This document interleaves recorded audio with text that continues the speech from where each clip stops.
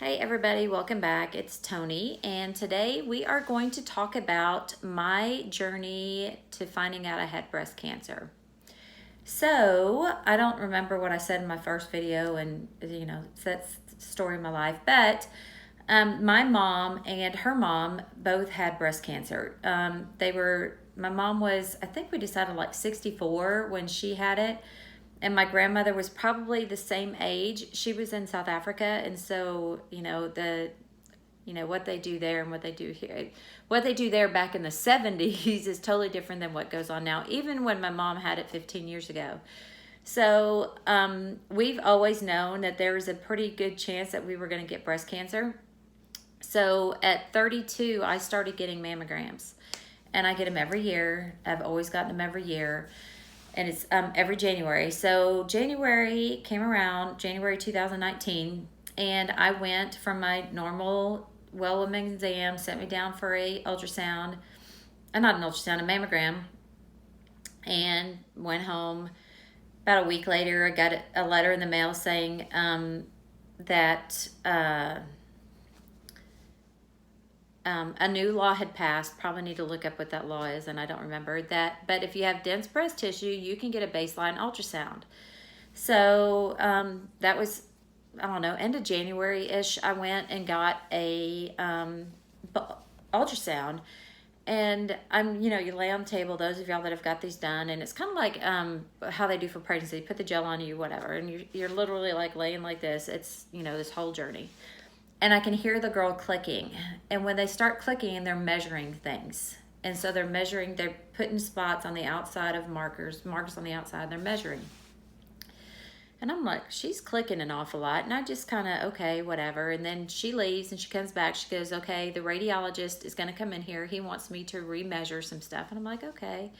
So in comes the radiologist, and there I am, and we're clicking away. And I'm like, this probably isn't good. And then so she's like, okay, you can go get dressed and wait in the waiting room. The radiologist would like to see you. And so I text Joe, and I'm like, this probably isn't good. We are waiting to talk to the radiologist to decide what we're going to do next, what steps we're going to do next. And he's like, and his message back was like, what kind of steps are you talking about? And I'm like, I don't know.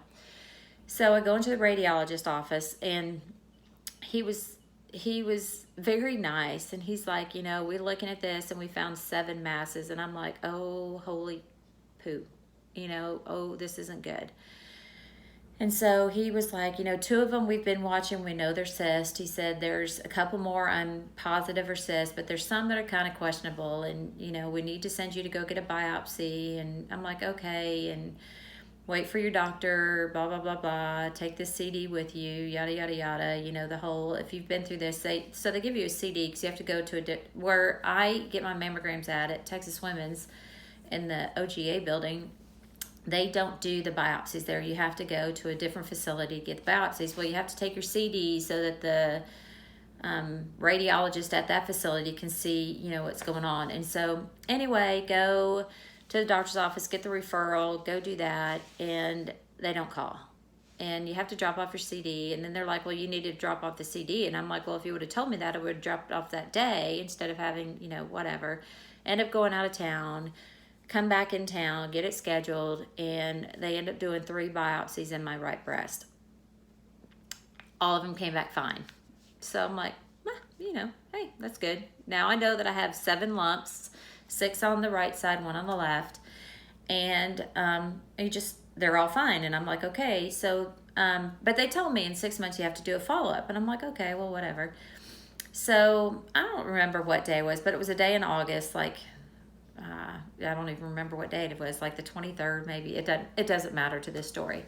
And I go in and I get another ultrasound done, and I hear her clicking again. I'm like, that's odd. Well, you said go wait in the waiting room. Radiologist would like to see you. I'm like, okay. So I go in the waiting room, and then he calls me into his office, and I'm not joking, y'all. I look over. He's got, the doctors, they have like the 3 screens. And he's got the screens pull up, and I look over, and I'm like, that one doesn't look like all the other ones. Because I keep in mind, in January, I had seen all of them. And I had the CD, so me being, the person I am, get on my computer at the CD and look at all the whatever. And he hem-hawed. He's like, he goes, how much do you have left on your deductible? And I'm like, like, I don't know, like $2,000, $3,000, something like that. It was a lot of money.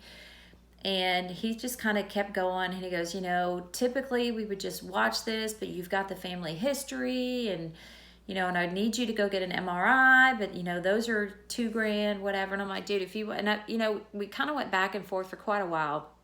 And I finally went, if you want me to go get a biopsy, I'll go get a biopsy. That will meet my deductible, so then I can go get the MRI, because we were trying to decide which one was going to be more expensive. And it doesn't matter in the grand scheme of things. I would have been out the exact same amount of money. So he decides, okay, you need to go get these two biopsied. There were 2 spots they found. You need to go get them biopsied. And I'm like, okay. So go drop off my paperwork, wait for them to call, wait for them to call. Well, in the midst of all of this, Joe and I are going to Alaska to go fishing. And I wanted to get it done before, so I would get the results before we went. Well, it ended up coming. So on September 10th, I went and had the biopsy, and we left for Alaska. There's a piece of fuzz flying around. Left for Alaska on the 12th of September.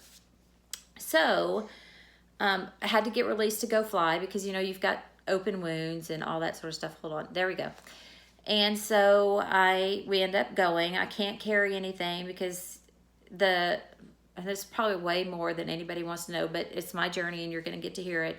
The spot that is actually cancer is at like 2:00, and it's against my rib cage. So it's very deep. And so I wasn't allowed to hold anything, do all that sort of stuff. So we go to Alaska, and we're a couple of days we're in Anchorage. Then we fly to this place that's called the Sayou River. And we were fishing with the Alaska Expedition Company, which is who we go fishing with all the time. And it's satellite Wi-Fi, and we don't get Wi-Fi all the time. I mean, if the weather's bad, you don't get it, and whatever. And so anyway, hold on, I feel like stop fiddling, Tony. So anyway, this is Tony is real. So Joe and I had gone out fishing that morning. I come back, and I had my Wi-Fi calling turned on my phone. And in the midst of all this, keep in mind that it was, for those y'all in the Houston area, there was flooding. Schools were being closed. There was massive flooding going on. Keep in mind, our house flooded during Harvey. So we didn't know. We found out like after all of this, like, I don't know, 3 or 4 days in, that there's massive flooding in Houston. And we're like, oh crap. So we kept our phones and Wi-Fi calling on so people could text us. And so I get this call. It says, missed call, Dr. Cohn. And I'm like, oh, that's probably not good. But I also knew that they were going to schedule me for an MRI. So I kept like doing the hopes that maybe it's the MRI. In my gut, I'm like, this isn't good. And I tell Joe, and I'm like, this probably isn't good. So I called them back, and I'm like, hey, y'all, we've got 2 hours of cell phone service. I will sit here by my phone for the next 2 hours till 5 o'clock your time. And then, by then the satellite Wi-Fi will be off or whatever. So didn't hear back from them. That was on a Wednesday. So Thursday, Friday, Saturday we go back. We fly back into Anchorage, and obviously the offices are closed. I still have no idea what's going on. Monday, we get in at like 1 a.m. Monday morning. I go to school, I teach, and on my way back, I get done teaching at about 12:45 or so. On my way back to the office, I call, and I'm like, hey, it's Antonia Collette, blah, blah, blah, blah. Go through the whole thing. And I'm like, just give me a call back whenever you get a chance. So at about 4:47 or so, the nurse calls, and she's like, hey, Miss Collette. And I'm like, hey. And she's like, Dr. Cohn wants to go over your results with you. And I'm like, okay, and this sucks, And I knew it was, the doctor never wants to talk to you if it's good news, So anyway, but I'm still like hoping it's just an MRI. And so she's like, he's not in today. He's going to call you from his personal cell phone. Can I give him your number? And I'm like, that's fine. So at 5:04 on September 23rd, Dr. Cohn calls. And I answer the phone. He's like, how are you doing? I said, well, I was fine until I found out you needed to talk to me, because that's never good news. He's like, yeah. And he's like, yeah, you're right, Tony, it's not good news. And I'm like, son of a biscuit. So I put it on speaker, and Joe's sitting there with me, and he very apologetic. He's like, Tony, I'm in my car. I'm doing this from memory. I was not in the office today. You need to know this. We need to take the next steps, blah, blah, blah, blah. And he's like, you have breast cancer, and you have 2 different types of breast cancer. And I'm like, holy shit, literally. And I keep it together. I'm trying not to cry. It's, and it is what it is. And Joe's standing over my shoulder, and I'm looking at my phone. It's on my desk. I'm looking at it going, holy shit. And I'm like, and I kept going, no, I understand. And I'm trying to be positive or whatever. And I'm like, oh my God, what am I going to do? And so we get off the phone. He's like, they're going to call you tomorrow with the name of some surgeons and, whatever. And you need to, we need you to get to an oncologist and an oncology surgeon. And I'm like, okay. And, I'm like, oh, this sucks, whatever. And so hang up the phone, and now I'm crying. And I asked Joe, I said, Joe, what are we going to do? And he's like, and retired Marine, he's like, well, Tony, you have 2 choices. And this is literally what he did. He goes, Tony, you have 2 choices. You could treat it or you can die. Which one of those do you want to do? And I'm like, well, alrighty then. Guess we're going to treat this. And so I went home. I called my mom, and my mom was, obviously devastated, and called a friend of mine, and I'm like, this is what's going on. I don't know what I'm going to do. I have to make decisions and don't know what surgeon I'm going to use and all this sort of stuff. And the next day I get to school, and the other math teacher at the school, she knew I'd gone for a biopsy, and every day she would say, did you get your results back? And I'm like, no. Did you get your results back? No. Well, so at break, at our school, we get a 15-minute snack break. And I see her at break, and she's like, did you get your results back? And my eyes filled up with tears. And she's like, oh no. And I'm like, yeah, I have cancer. I don't know anything. I don't know anything. And Joe and I had made the decision that we weren't going to tell anybody until we had some answers, because if you tell people, they want to ask questions, and we didn't know anything. We weren't even sure what kind of cancer when I say what kind, we knew I had breast cancer. We just didn't know grade, stage, type. There's so many different types of cancer, and there's so many stages. We didn't know any of that. So I talked to a couple of people, and ironically, I got the same surgeon's name from 4 different people. 4 different people, none of them knew each other, and I got the same surgeon's name from all of them. So that's who I chose to go with, and I used Dr. Lim out of Houston Methodist. Is the surgeon. That's the surgeon I use. So this was Monday. Tuesday, make an appointment with her. Wednesday, try to make an appointment with the surgeon that Dr. Cohn had recommended. That was a nightmare. Talking to Texas Oncology was a nightmare. Horrible. That's a story for another time. So I go on Friday morning at 8:30. Joe and I get in the car to go to the appointment to meet the surgeon. And literally, I started the car and my phone rings. And it's Dr. Lim's office. And they're like, they said, we're sorry, but Dr. Lim got called into emergency surgery. We need to reschedule your appointment. And I'm like, oh, okay. What choice do you have? And I'm like, okay. And so anyway, cancel the appointment. I still have to drive to the med center to get all my records from the place that did the biopsy and all that sort of stuff. I still have to drive to the med center. And then I drive back, and I'm just, it sucks. Because, it literally, you don't know anything, and you're going 4 days not knowing anything except for the fact that you have cancer. That's all I knew.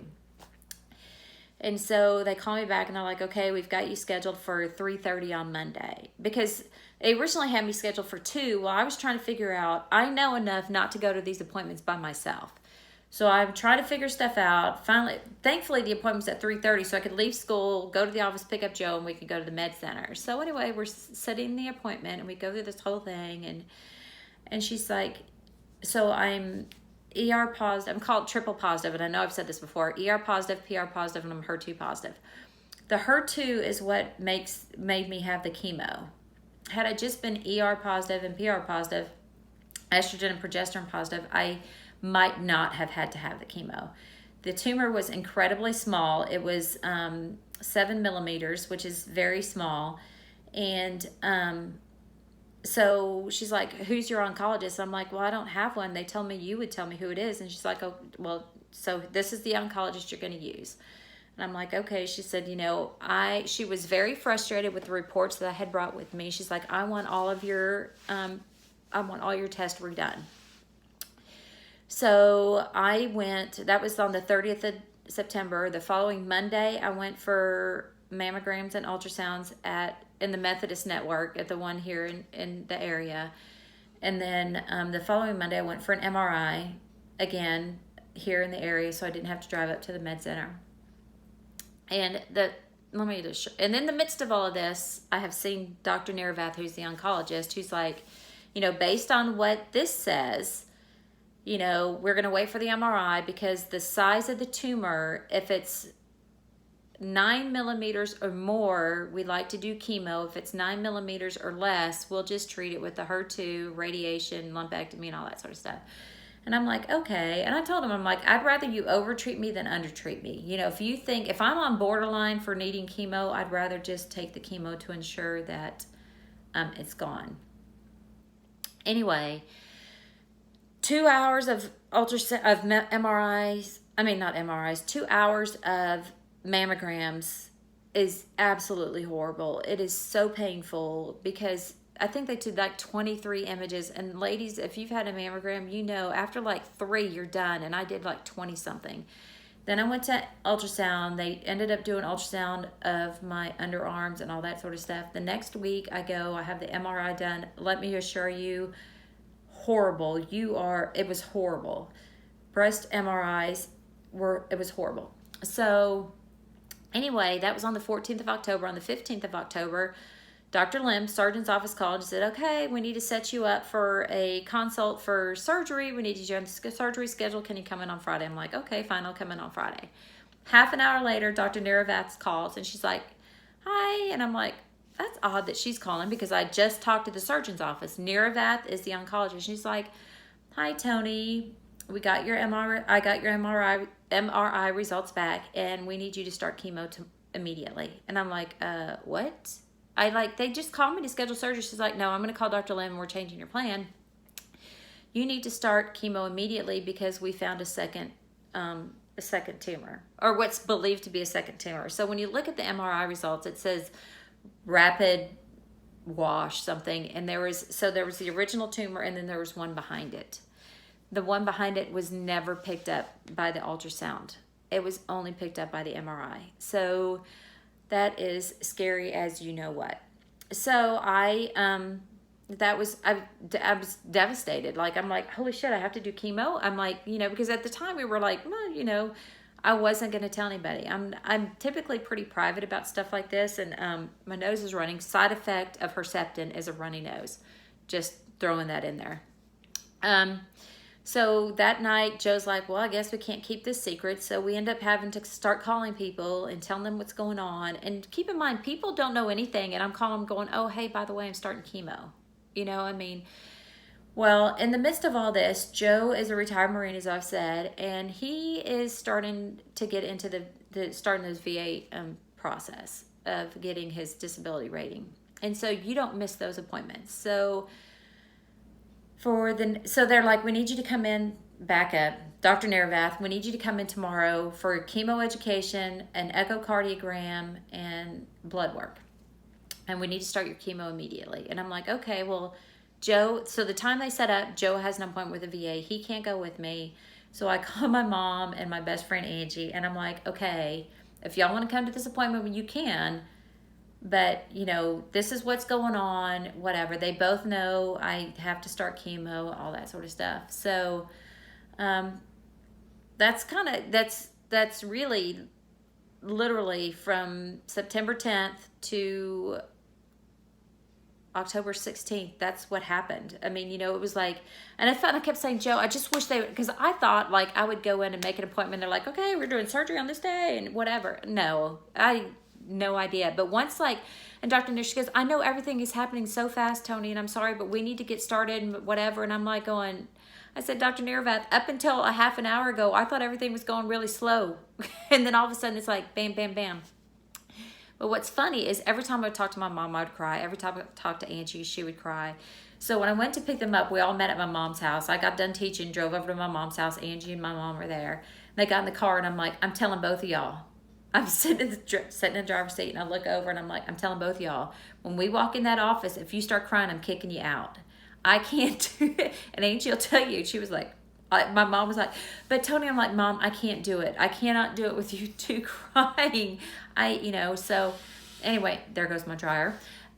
Anyway, that was the journey. And so that was on Wednesday, and on Friday I get a call from Dr. Nirvas's office. They're like, why aren't you in chemo today? And I'm like, well, on my little app it says next Wednesday. And they're like, oh, well, we thought we were having you start on Friday. And I'm like, well, no, I'm coming in on Wednesday. I still didn't have a port. They were so backed up on elective surgeries that I was going to have to do my chemo via an IV, which a lot of people do. But because I have to do Herceptin for 17 treatments, which ends up being over 14 months, because we took a break after the chemo was over, we decided to do a port and not do it via IV, and then this whole pandemic thing threw a monkey wrench in that story for another time. But so I started chemo the next week on October 23rd, exactly 1 month after the day I got the phone call. So that's kind of my story on how in the midst of all this, this is my story of how I found out and kind of what led up to it. Interestingly enough, they do, when your cancer is of a certain size, they end up doing genetic testing, or when you have to do chemo. I'm not exactly sure what it is, but not everybody gets the genetic testing. They did do the genetic testing on me, and I am negative, which everybody, even the doctor, was shocked, because my grandmother, my mom had breast cancer, and her mom had breast cancer. We all thought it was going to be genetic positive, and it wasn't. And so I ended up, story for another time again, calling my sisters and saying, okay, this is what's going on. And it's a journey, and it's been an interesting one, but I did this without crying, which is really shocking, because I have been one hot crying mess for the last 2 weeks. And I don't know if it's the stay-at-home order, the quarantine order, the fact that now I have to do treatments by myself. I don't know if it's, and I noticed I literally can't hide the dark circles under my eyes. And from what I understand, that's just the radiation drains you. I'm halfway through. Yesterday was halfway. Today is, I'm starting on the downhill slide, as I call it. So anyway, this video ended up being a lot longer than I intended it to be. Hopefully the next one will not be cancer related. We'll try talking about teaching or something else. But again, y'all, I do my stuff unedited. This is me real. This is my bad lighting. This is my, this is just me, and it's who I am. And and I want you to see me unedited. So this is it. So anyway, I hope y'all have a nice day. And if you, I will do these, I'm going to try to do 1 or 2 videos a week. We'll see how it goes. If you want to be notified, hit the subscribe button. This is, for me, this is just to get the word out. There's, what I know, I keep saying I'm going to get off, and I am going to get off. The other one, I need to do a video on the things I wish people would have told me, because there are so many things I wish someone would have told me. And even watching YouTube videos, because that's what I would do. And they tell you, do not get on the internet. Do not get on the internet. What did I do? I got on the internet. So, but anyway, story for another time. Y'all have a wonderful rest of your day or evening or whatever you're doing. And I will see you on the next video. Bye.